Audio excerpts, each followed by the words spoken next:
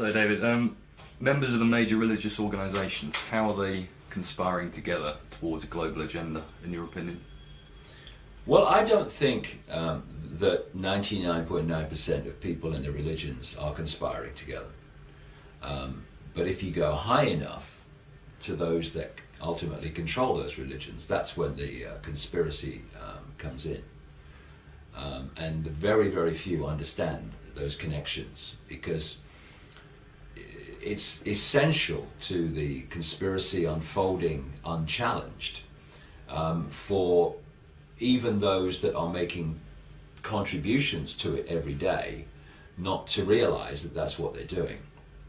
So they structure everything, and religions are exactly the same, as pyramids, compartmentalized pyramids. So if you look at any organization today, including Christianity or Islam or any of it, they're structured as pyramids, and pyramids within pyramids. So the vast majority of people are in the body of the pyramid, and they have been manipulated to believe that their religion is true and their God is the only God, and all that stuff. And their truth is the only truth, and everyone else must be wrong.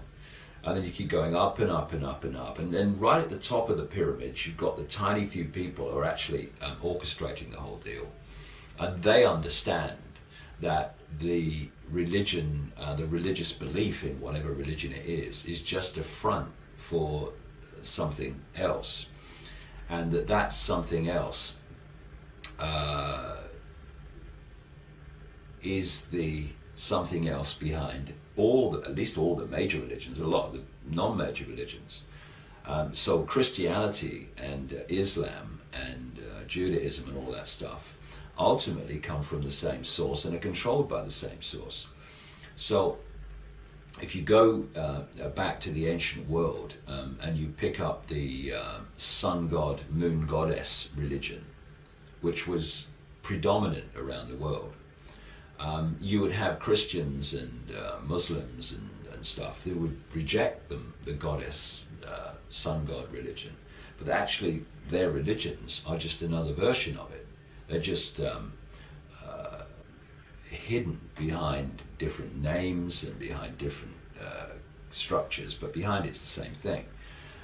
If you look at the way they depicted, for instance, just a throwaway thing, the way they depicted the sun god and the moon goddess in the Middle East thousands of years ago, it's the international symbol of Islam today, the moon and the star, the sun.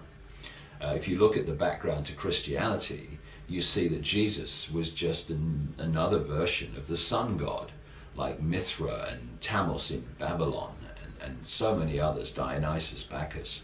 The same story was told about them thousands of years before Christianity that was told about Jesus. They just put the story in another historical setting and changed the names. And Jesus is a symbol for the sun. This is why what was said about him and the way he's depicted is a mirror of the way they depicted Horus, the symbol of the sun in ancient Egypt, how they did for Tammuz, symbol of the sun in ancient Babylon. And wherever you go, you find that these religions are different versions of the sun god, moon goddess religion, which is the religion of those who are conspiring to bring about this Orwellian state. Then you go a step further and you look into the rituals of Freemasonry and the background to Freemasonry and other secret societies that connect into it, like the Jesuits, etc. Just look at the Jesuits' logo; it's sun, and you find again and again in Freemasonry that one of their prime symbols, if not the prime symbol, is the sun.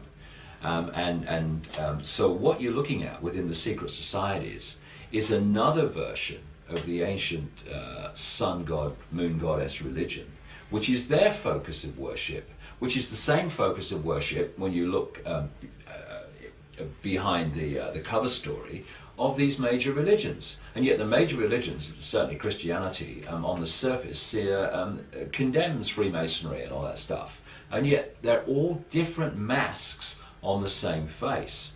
And so again, when you take the pyramids up, the compartmentalized pyramid, and you reach the top, you find that the same few, what they call elite families, interbreeding families, bloodlines, are controlling Christianity, Judaism, Islam, Freemasonry, Hinduism. You look at Hinduism again, they are worshipping the same gods from the Vedic history as is worshipped in other forms in the Western religions.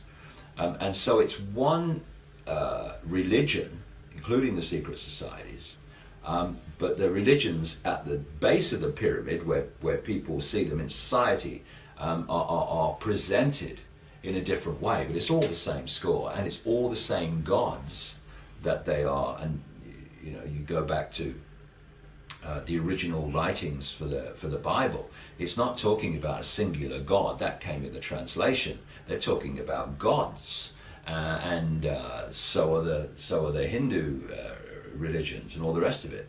So we're looking at the same structure of belief and worship that's packaged in different ways. And of course, once you repackage it, then you can play the different packages off against each other, dividing and rule the general population as religions fight and they argue and all this stuff over who's right and I've got the truth and you've not got the truth. And up there, of course, they're kind of on their backs with their legs in the air, absolutely in hysterics what's going on down here, because they know that it's all the same thing they're arguing about. And of course, if you look at religion, it's been used in such a massively effective way in terms of advancing this agenda. First of all, you've got divide and rule, which any small group trying to control a massive group has to divide and rule the massive group to have any chance of success. But they're also selling belief systems, which are different packages of the same belief system, actually, as I've said. And those belief systems, when you take them on, they close the mind down and they firewall off the mind, because anything outside of the belief system must be wrong, so you won't look at it. So you've turned someone into a person of tunnel vision and tunnel belief. And what we believe, we perceive. We edit reality based on what we believe, and you can see this because when you're having a conversation with someone who has a real preconceived belief about you, and you're having a conversation and you're saying things to them, and you're sitting there and you say, I never said that. I never said that.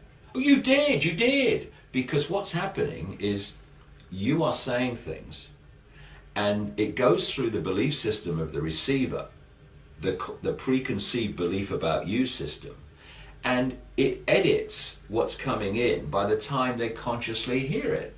They are hearing what you're saying in a way that confirms and underpins their preconceived belief about you.